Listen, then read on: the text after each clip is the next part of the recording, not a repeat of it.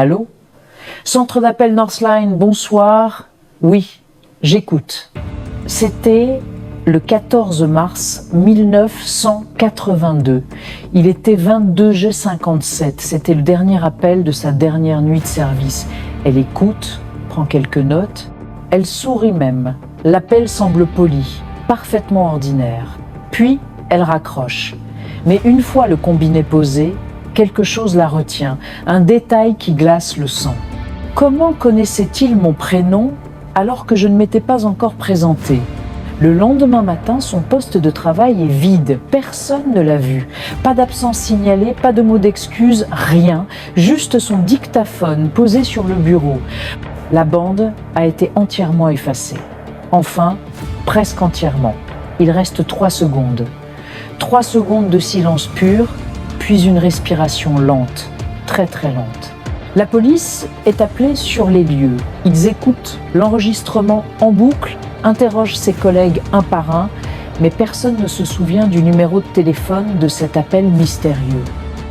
Les registres des appels de la nuit évaporés. La direction de l'entreprise est catégorique. Nos archives le prouvent. Aucun appel sortant n'a été passé ce soir-là. Pourtant, dans le carnet personnel de l'opératrice, retrouvé dans son sac, il y a un seul mot, griffonné à la hâte, d'une écriture tremblante. Il savait. Pendant 37 longues années, l'affaire reste un dossier froid qui prend la poussière sur une étagère. Puis, en 2019, un ancien technicien de la compagnie téléphonique, aujourd'hui à la retraite, contacte anonymement un petit journal local. Il a quelque chose à dire. Ce numéro, il n'existait pas dans notre système. C'était une ligne fantôme. Mais on avait des consignes très claires. Si jamais il sonne, ne le transférez surtout pas. Personne n'a jamais été inquiété dans cette affaire. Son corps n'a jamais été retrouvé. Mais on raconte que chaque année, dans la nuit du 14 mars, exactement à minuit, une vieille cabine téléphonique désaffectée au coin de Maple Street se met à sonner.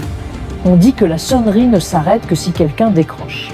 Parfois, le plus grand danger n'est pas celui qui fait du bruit, c'est celui qui attend patiemment, en silence, de l'autre côté du fil. Juste que vous répondiez. Merci d'avoir regardé et n'oubliez pas de vous abonner pour d'autres histoires qui vous empêcheront de dormir.